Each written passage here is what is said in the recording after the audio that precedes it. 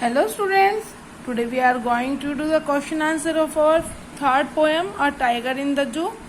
Summary हम कर चुके हैं और इस समरी की पिक मैं आप लोगों के पास भेज दूंगी। क्वेश्चन आंसर मैं आपको बता रही हूँ। Read the poem again and work in pairs और groups to do the following tasks. Find the words that describe the movements and actions of the tiger in the cage। आपको वो words select करने हैं जिनसे tiger जो cage में है उसके एक्शन का हमें पता चले। अलग से जो वर्ड्स केज जो जू टाइगर है उसके लिए जो यूज हुए वो वर्ड्स हमें अलग से बताने हैं। एंड इन द वाइल्ड और जो जंगल में रहने वाला है, जो अपने नेचुरल हैबिटेट में रहने वाला है, उस टाइगर के हमें अलग से वर्ड्स बताने हैं कि कौन कौन से वर्ड्स उसके लिए यूज हुए हैं। Arrange them in two columns, columns बनाने हैं आपको। 2 कॉलम्स में एक तरफ आपको पार्टीशन करना होगा, एक तरफ आपको जो केज वाले टाइगर के बारे में बताना होगा, जू टाइगर के बारे में बताना होगा। दूसरे कॉलम में आपको वाइल्ड या नेचुरल हैबिटेट है जो इनका जंगल में रहने वाला, फॉरेस्ट में रहने वाले आपको टाइगर के बारे में बताना होगा। Find the words that describe the 2 places and arrange them in 2 columns। और यहाँ पर भी आपको वैसे ही सेम चीजें बतानी है कि यहाँ पर प्लेस के बारे में बताना है और वहां पर उनके लिए जो वर्ड्स यूज हुए हैं वो बताने हैं। आपको इस तरीके से करना होगा। You have to do in this manner. You have to draw a line and you make a partition. One side you have to write in the case and the other side you have to write in the wild। कौन कौन से words use हुए थे जो जू में रहने वाला टाइगर था उसके लिए? Stalks, few steps of his cage, quiet rage, ignoring, hears, stares. ये वर्ड्स तो केज में जो जू में रहने वाले टाइगर के लिए यूज हुए हैं और ये वर्ड्स जो वाइल्ड एनिमल है, जो नेचुरल हैबिटेट में रहता है, जो जंगल में रहता है, उस टाइगर के लिए यूज हुए हैं। Lurking in shadow, sliding, snarling, having, bearing, terrorising. ये वर्ड्स वाइल्ड टाइगर के लिए यूज हुए हैं। जो केज में रहने वाला टाइगर है उसके लिए जो उसका क्या नाम है, प्लेस है, वो कौन सा है? His cage, locked, concrete cell, behind bars, visitors, patrolling cars. ये वर्ड्स उसके लिए यूज हुए हैं। और जो वाइल्ड टाइगर है उसके लिए कौन से यूज हुए हैं? Lurking in shadow, long grass, water hole, plump deer, houses at jungle's edge village. ये सब वर्ड्स वाइल्ड एनिमल के लिए यूज हुए हैं students.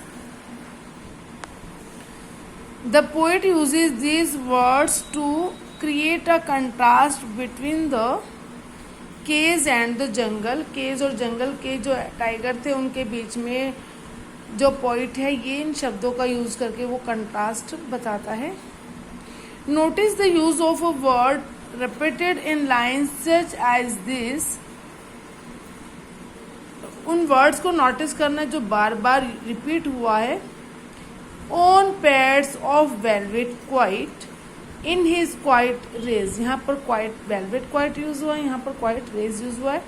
And stares with his brilliant eyes at the brilliant stars। यहाँ पर brilliant eyes है, यहाँ पर brilliant stars है।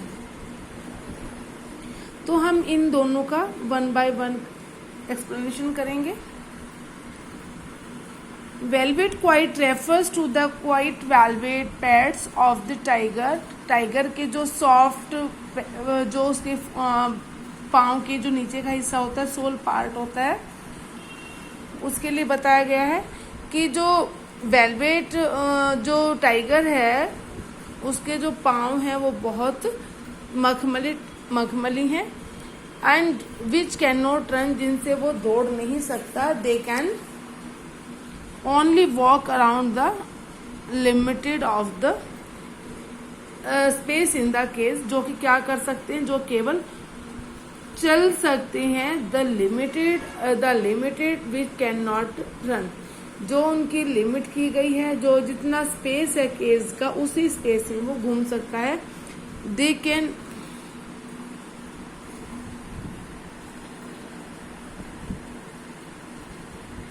Can only walk around the limited space in the cage.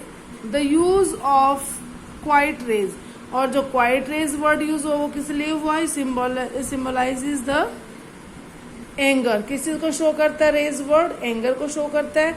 The tiger wants to run out into the forest, कहाँ जाना चाहता है जो शेर है वो, टाइगर है जो बाघ है, वो दौड़कर जंगल में जाना चाहता है। एंड अटैक अ डियर, और डियर पर अटैक करना चाहता है। But the rage is quiet, लेकिन जो उसका गुस्सा है वो कैसा है, शांत है।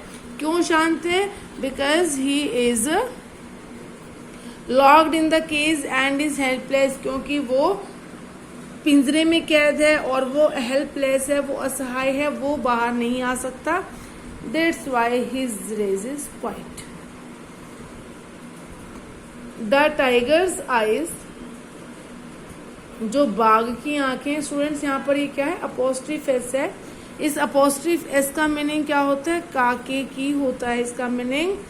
और ये जो पॉजिटिव के केस में हम इसको बोल सकते हैं, the tiger's eyes are shining, जो बाघ हैं बाघ की आंखें चमक रही हैं। These have a natural shine, ये स्वाभाविक जो नेचुरल उसकी चमक है। The stars are also shining, जो स्टार्स हैं वो भी चमक रहे हैं। By this comparison the poet wants to show that the tiger is also natural like stars. यहाँ पर जो पोइट है वो ये बताना चाहता है, यहाँ पर स्टार्स भी शाइन करते हैं, बाघ की आंखें भी शाइन करती हैं। यहाँ पर बाघ की आंखों का कंपैरिजन स्टार्स के साथ किया हुआ है। He should be free like stars, वह भी जो टाइगर है, जो बाघ है, वह भी स्टार्स की तरह खुला होना चाहता है, उसे भी फ्री होना चाहिए। He should not be put into a cage, उसे एक पिंजरे में कैद नहीं होना चाहिए। The repetition thus given a wonderful effect to the poem, जो ये वर्ड रिपीट हुए हैं ये पोएम को बहुत ज़्यादा इफेक्ट दे रहे हैं, बहुत ज़्यादा अच्छा प्रभाव बना रहे हैं। स्टूडेंट्स, आज मैं आपको फिगर ऑफ स्पीच बताने जा रही हूँ। Now we are going to start figure of speech. Students, क्या होता है ये फिगर ऑफ स्पीच, हमारा क्या एम है इसको करने का, क्या गोल है, हम इसको क्यों करने जा रहे हैं figure of speech. Figure of speech होती है स्टूडेंट्स हमारी लिटरेरी पैराडॉक्स होती है। हम आपने हिंदी में शायद अलंकार किए होंगे, अलंकार को पढ़ा होगा। वैसे तो अगर आप देखते हैं कि जो गद्यांश होता है, जो आपकी प्रोज होती है, प्रोज में अलंकार का कोई रोल नहीं होता, गद्यांश पार्ट में कोई रोल नहीं होता अलंकार का। कौन से में होता है, पोएम्स में होता है।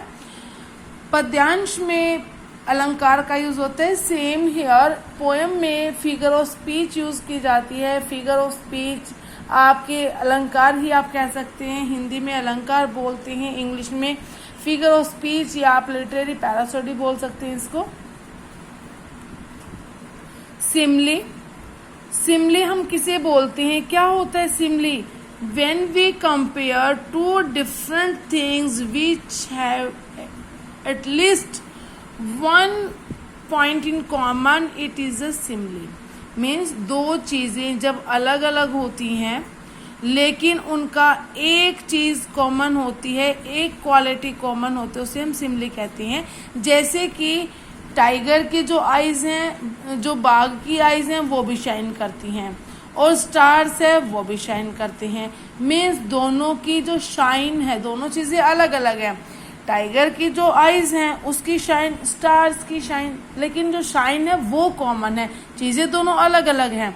तो हमारा जो पॉइंट है वो क्या है, when we compare to different things, जब हम दो अलग अलग चीजों को कंपेयर करते हैं, विच have at least one point in common, जिनमें एक पॉइंट कॉमन होता है। जैसे मैंने आपको एग्जाम्पल बताया कि जैसे उसमें शाइन कॉमन है। इट इज अ सिमली, ये सिमली होती है। इसकी पहचान क्या होती है स्टूडेंट? अगर आपकी पोएम की लाइन में ये आ जाती है तो हमें कैसा पता चलेगा कि ये सिमली है? It is indicated by the word like और एज। उस लाइन में आपको क्या वर्ड मिलेंगे? लाइक या एज वर्ड मिलेंगे। जब आपकी किसी पोएम की लाइन में लाइक या एज वर्ड हो, इट मीन्स वो फिगर ऑफ स्पीच कौन सी है? सिमली है। मैं यहाँ पर एग्जाम्पल भी दिया हुआ है। Her face is like the moon. उसका जो चेहरा है वो चांद जैसा है। चांद नहीं है, कंपैरिजन किससे क्या हुआ है? चांद की ब्यूटी से क्या हुआ है कि उसका चेहरा इतना सुंदर है कि चांद की सुंदरता की तरह दिखाई देता है। नेक्स्ट है स्टूडेंट ओनोमेटोपोइया। ओनोमेटोपोइया क्या होता है? ये जो स्पीच होती है, फिगर ऑफ स्पीच, ये साउंड से रिलेटेड होती है। जब जैसी है बारिश जब होती है, बारिश के टपक टप टप की जो आवाज होती है, अगर कोई चीज टूट जाती है, टूटने से जो आवाज क्रिएट होती है, चटक से जो आवाज आती है, लाइक कोई शीशा टूटता है उसके चटकने की आवाज, किसी भी चीज की जब वो आवाज टूटने से जो आवाज होती है उसको हम क्या बोलते हैं? ओनोमेटोपोइया। किसी भी चीज की साउंड हो जो साउंड क्रिएट करे, वो कौन सी फिगर ऑफ स्पीच होगी? ओनोमेटोपोइया होगी। जैसे कि सांप है, सांप की हिसिंग साउंड होती है, और मक्खी जो भिन भिनाती है, बजिंग साउंड हम उसको बोलते हैं। तो स्टूडेंट्स, जो इस तरह के साउंड्स होती हैं, भिन भिनाने की, हिन हिनाने की, जो भी साउंड होगी वो कौन सी होगी? साउंड से रिलेटेड कोई भी बात होगी तो वो फिगर ऑफ स्पीच कौन सी होगी? ओनोमेटोपोइया होगी। It is a figure of speech in which the very sound, जिसमें क्या होगी? साउंड होगी, साउंड की ही बात होगी। द साउंड सजेस्ट और इकोइज इट सेंस। इको साउंड, जैसे मैंने कहा किसी के चटकने की आवाज हो, कुछ भी हो, जैसी है the snake hisses in the Bush. जो स्नेक है वो कहाँ पर हिसिंग साउंड करता है, कहाँ पर वो फुंकारता है? बुश, झाड़ी में फुंकारता है। थर्ड हमारी है मेटोनोमी। मेटोनिमी कौन सी होती है? मेटोनिमी होती है student, it signifies the name of some person और थिंग। इसमें आपको कोई ना कोई किसी भी व्यक्ति का नाम हुआ या किसी वस्तु का नाम हुआ आपको जरूर मिलेगा। फॉर अनदर मैन और थिंग, दूसरे व्यक्ति और वस्तु के लिए किसी चीज का यूज होगा। जैसे है द पेन इज माइटर। यहाँ पे पेन क्या हो गया? ऑब्जेक्ट हो गया ना, कोई थिंग हो गई ना। तो ऐसे ही जब कोई वस्तु का नाम लिया जाएगा, कोई वस्तु का नाम होगा, कोई थिंग का नाम होगा, किसी ऑब्जेक्ट का नाम होगा। आपको स्टूडेंट्स ये पता है कि ऑब्जेक्ट्स जो होते हैं वो 2 टाइप्स के होते हैं। डू यू नो कि हमारे जो ऑब्जेक्ट्स होते हैं वो 2 टाइप्स के होते हैं। तो the pen is mightier than the sword. दोनों ही ऑब्जेक्ट हैं, स्वॉर्ड भी और पेन भी, लेकिन पेन है किसके अगेंस्ट कंपैरिजन दिया हुआ है? स्वॉर्ड के अगेंस्ट दिया हुआ है। ऐसी स्थिति में वो कौन सी फिगर ऑफ स्पीच होगी? मेटोनोमी। मैंने आपको बताया था कि जो ऑब्जेक्ट होते हैं वो 2 टाइप्स के होते हैं। एक तो डायरेक्ट ऑब्जेक्ट होता है, एक इनडायरेक्ट ऑब्जेक्ट होता है। स्टूडेंट्स, जो डायरेक्ट ऑब्जेक्ट होता है वो होता है कोई भी ऑब्जेक्ट का नाम होगा, कोई भी थिंग का नाम होगा। जो इनडायरेक्ट ऑब्जेक्ट होगा वो हमारे होते हैं, जो हमारे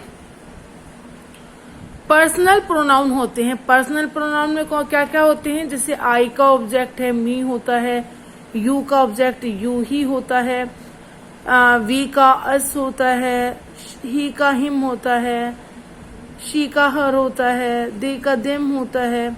तो ये ऑब्जेक्ट जो होते हैं, ये जो ऑब्जेक्ट होंगे ये इनडायरेक्ट होंगे, और ये हमारा क्या हो गया? डायरेक्ट ऑब्जेक्ट हो गया। फिर है पैराडॉक्स। पैराडॉक्स क्या होता है स्टूडेंट्स? ये होता है विरोधाभास, आप कह सकते हैं, जबकि कोई चीज किसी के अगेंस्ट होगी। A truth is revealed bye contradictory statement. जो ट्रूथ है वो कैसे प्रस्तुत होती है, किसके द्वारा, बाय कंट्राडिक्टरी स्टेटमेंट है और म्यूचुअली अपोजिट सेइंग, मीन्स किसी की कहावत से किसी के जो वो कुछ बोल रहा है उसके अपोजिट बात हो, उसके अगेंस्ट हो, तो वो हमारा पैराडॉक्स होता है। अपोजिट सेइंग जब होगी, after death we shall meet in heaven, मृत्यु के बाद हम स्वर्ग में मिलेंगे, मीन्स मृत्यु के बाद कौन किसको मिलता है, मिलता ही नहीं है। तो क्या है ये पैराडॉक्स है, ये एक अपोजिट सेइंग है। पैट्रियट लिव्स आफ्टर डेथ, जो पैट्रियट होते हैं, जो शहीद होते हैं, जो देशभक्त होते हैं, वो मृत्यु के बाद भी जीवित होते हैं। तो क्या है ये, वैसे तो मर ही जाते हैं लेकिन क्या है, उनका नाम जिंदा रहता है। तो क्या बोला, अपोजिट बोल दिया ना। तो ये पैराडॉक्स होता है वो ऐसे ही अपोजिट होता है कि जो चीज अगेंस्ट है उसको हम पैराडॉक्स बोलते हैं। Metaphor, a metaphor is a condensed form of simile. जो मेटाफर होता है स्टूडेंट, हमने जो फर्स्ट फिगर ऑफ स्पीच की है सिमली की ही तरह होता है, लेकिन इसमें क्या होता है, सिमली में तो वर्ड लाइक या एज वर्ड यूज होता है, लेकिन मेटाफर में आपको कोई भी एज या लाइक वर्ड यूज नहीं होगा, लेकिन मीनिंग वैसे ही होगा। A metaphor is a condensed form of simile in which comparison between two different objects is shown without the use of such words as like as, जिसमें वही condensed form होती है सिमली की ही, लेकिन इसमें क्या होता है स्टूडेंट्स, इसमें आपको जो ये वर्ड होता है एज या लाइक ये नहीं मिलेगा। जैसे यहाँ पर एग्जाम्पल है, एग्जाम्पल शो करता है camel is the ship of the desert, जो कैमल है वो रेगिस्तान का जहाज है। तो क्या है कि कैमल जहाज है, नहीं, जहाज की तरह है, लेकिन फिर भी यहाँ पर एज या लाइक वर्ड यूज नहीं किया गया है। यहाँ पर क्या है, ये मेटाफर है। जब यहाँ पर मीनिंग तो वही लाइक वाला हो लेकिन वर्ड लाइक यूज ना हो तो मेटाफर होता है। जब लाइक वर्ड हम यूज करते हैं तो वहां पर सिमली होता है। Irony, irony is a device which is used by the authors to convey a meaning, जो कि ऑथर्स यूज करते हैं किसी मीनिंग को कन्वे करने के लिए, which is opposite to the apparent meaning, जो कि उसके मीनिंग को अपोजिट क्लियर करती है। What a brave son of India Jaichand was, जो जयचंद है, जयचंद के अगेंस्ट बोल रहे हैं कि कितना महान था, कितना बहादुर था, हालांकि जयचंद है वो बहुत ज्यादा बहादुर नहीं था। ऑक्सीमोन, ऑक्सीमोन कौन सी फिगर ऑफ स्पीच होती है? Oxymoron is a figure of speech in which two opposite qualities are use to the same object. एक ही ऑब्जेक्ट के लिए जब दो डिफरेंट क्वालिटी हो, मीन्स आपको यहाँ पर आप सही शब्दों में बोले तो मैं आपको बिल्कुल क्लियर बोल देती हूँ मैं, ये यहाँ पर आपको ऑपोजिट वर्ड मिलेगा। He is regularly irregular, regular का अपोजिट क्या होता है? इरेगुलर, रेगुलरली इरेगुलर, यहाँ पर ये वर्ड ही आपको अपोजिट मिलेंगे, तो वो फिगर ऑफ स्पीच कौन सी होगी? ऑक्सीमोन होगी। हाइपरबोले कौन सा होता है? हाइपरबोले अगर हम सीधी बात करें तो आपने हिंदी में अतिशोक्ति अलंकार किया होगा। जब बात को बढ़ा चढ़ाकर बताया जाए उसको हम हाइपरबोले बोलते हैं। वी डिस्क्राइब अ थिंग और person beyond the proper limit, जब प्रॉपर लिमिट से परे किसी के बारे में बताया जाए, वर्णन किया जाए, तो वो हाइपरबोले होता है। Floods of tears flow down her cheeks, उसके गालों से मीन्स उसकी आंखों से इतने आंसू बहे कि बाढ़ आ गई। तो स्टूडेंट्स अगर हम देखें तो कोई भी इतना ज्यादा नहीं रोता कि एक कटोरी आंसू से भर जाए, तो बाढ़ आना तो बहुत बड़ी बात है। तो ये क्या है फिर? हाइपरबोले है, अतिशयोक्ति यहाँ पर हो बन जाएगा। फिर है पर्सोनिफिकेशन, आपने हिंदी में करा होगा मानवीयकरण अलंकार। जो चीज नहीं है, निर्जीव चीज है या जो चीज अब्सेंस है, उसको एक मानव के रूप में बता देना पर्सोनिफिकेशन कहलाता है। In this figure of speech, lifeless objects or abstract things are said or written as if they are living. बेटा लाइफलेस और अब्स्ट्रैक्ट, अब्स्ट्रैक्ट हम किसे बोलते हैं? अब्स्ट्रैक्ट आपने नाउन किए हैं? नाउन, अब्स्ट्रैक्ट नाउन जो होता है हमारा, abstract noun, noun which we can not touch and see, just we can feel, that is called abstract. Abstract होता है जिस चीज को हम ना छू सके ना देख सके, सिर्फ हम जिसको महसूस कर सकें उसको हम एब्स्ट्रैक्ट बोलते हैं। तो जब हम जिन चीजों को नहीं देख सकते, नहीं छू सकते, उनको हम जीवित की भांति जब मानते हैं तो वो फिर कौन सा अलंकार माना जाता है, कौन सी फिगर ऑफ स्पीच मानी जाती है? पर्सोनिफिकेशन। जैसे लव इज ब्लाइंड, प्यार अंधा होता है। सही मायने में देखें तो लव है, लव क्या है? अब्स्ट्रैक्ट नाउन है, क्योंकि लव को ना हम देख सकते हैं ना हम छू सकते हैं, just we can feel it. तो लव इज ब्लाइंड, प्यार अंधा होता है, जबकि लव क्या है? अब्स्ट्रैक्ट नाउन है और लव की आंखें भी नहीं होती। मीन्स इसको क्या माना गया है? लव की आंखें हैं और है, मीन्स इसको एक मनुष्य की भांति, एक लिविंग बीइंग की तरह माना गया है, जो कि क्या फिर बन जाता है? पर्सोनिफिकेशन बन जाता है। अपोस्ट्रोफ, अपोस्ट्रोफ में क्या होता है स्टूडेंट्स? अपोस्ट्रोफ में हम किसी को एड्रेस करते हैं।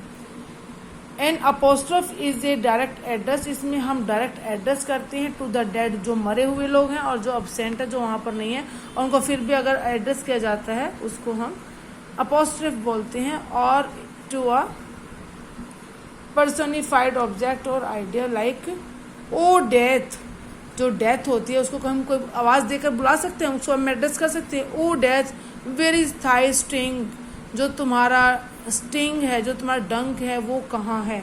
तो इस तरीके से एड्रेस किया गया है। कोई डेथ को, कोई डेथ जीवित चीज तो है नहीं, तो इसको ऐसे बुलाना है जैसे किसी लिविंग बीइंग को बुला रहे हैं। तो कौन सा अलंकार होगा? फिर अपोस्ट्रोफ होगा जब किसी को एड्रेस किया जाता है। अलिट्रेशन, अलिट्रेशन स्टूडेंट्स, अगर आप नजदीकी पहुंचे हुए अलंकार के तो अनुप्रास अलंकार आप हिंदी में करते होंगे, उसको हम इंग्लिश में क्या बोलते हैं? अलिट्रेशन। जब बार बार किसी वर्ड की रिपीटेशन होती है, alliteration is the repetition of consonant sound. जब कॉन्सोनेंट साउंड की रिपीटेशन होती है तो वो अलिट्रेशन होता है। लेकिन जब वोवल साउंड की रिपीटेशन होती है तो एसोनेंस होता है। लेकिन दोनों ही किस में आते हैं बेटे? दोनों ही आपकी, उसमें तो आप अलंकार, अनुप्रास अलंकार बोलते हो, लेकिन इंग्लिश में हम ये दोनों अलग अलग बोलते हैं। जब कॉन्सोनेंट की रिपीटेशन होती है तो हम उसको एसोनेंस बोलते हैं, जब वॉवल की रिपीटेशन होती है उसको हम अलिट्रेशन बोलते हैं। सॉरी, मैंने उल्टा बोल दिया स्टूडेंट्स। जब वॉवल की रिपीटेशन होती है उसको एसोनेंस बोलते हैं, जब कॉन्सोनेंट की रिपीटेशन होती है उसको अलिट्रेशन बोलते हैं। Two or more words begin with the same letter, like potatoes, peas and pumpkin are green grocer's goods. Peas, potatoes P से शुरू हुआ है, peas पी से शुरू हुआ है, pumpkin पी से शुरू हुआ है, तो ये तीनों वर्ड्स पी से शुरू हैं, इसलिए हम इसको कौन सी फिगर ऑफ स्पीच बोलेंगे? इसको हम अलिट्रेशन बोलेंगे। और देखिए स्टूडेंट्स, जो यहाँ पर है एसोनेंस, जो है एसोनेंस में क्या है? जब वॉवल साउंड रिपीट होती है तो उसको हम एसोनेंस बोलते हैं। जैसे है some people order old furniture from antique store, तो ओ कॉमन हो गई। जरूरी नहीं है कि सिर्फ स्टार्टिंग का ही सेम हो, बीच का भी हो सकता है, but different vowels, for example seen and beat, called, killed, seen, beat, killed. Assonance is the repetition of identical or similar vowel sound. Down, sound, around. ठीक है स्टूडेंट, जब वॉवल साउंड सेम होगी तो वो एसोनेंस होता है, और जहां पर कॉन्सोनेंट साउंड सेम होगी वहां पर अलिट्रेशन होता है। एंटीथेसिस, एंटीथेसिस क्या होता है? इन एंटीथेसिस आर स्ट्राइकिंग अपोजिशन और कंट्रास्ट ऑफ वर्ड्स, जहां पर किसी का कंट्रास्ट होगा, आपका वर्ड्स का कंट्रास्ट होगा, और sentiments is made in the same sentence, like man proposes God disposes. जो हमने पीछे मेट्रोनॉमी किया था उसमें तो क्या था, उसमें तो सिर्फ हमने अपोजिट वर्ड्स देखे थे। यहाँ पर तो जो स्टेटमेंट होगी वो भी क्या होगी स्टूडेंट्स, अपोजिट होगी। तो आपको जब ऐसी सिचुएशन होगी तो वो कौन सी फिगर ऑफ स्पीच होगी, एंटीथेसिस होगी। सिनिक डॉट में क्या होगा, सिनिक डॉट में होगा is a figure of speech in which a part of something is used to signify the whole and sometimes the whole is used to signify a part। जहां पर पूरी जो speech है वो एक के बारे में बताए, एक पूरी स्पीच को क्लियर करता है। जैसे he is the Nestor of our village.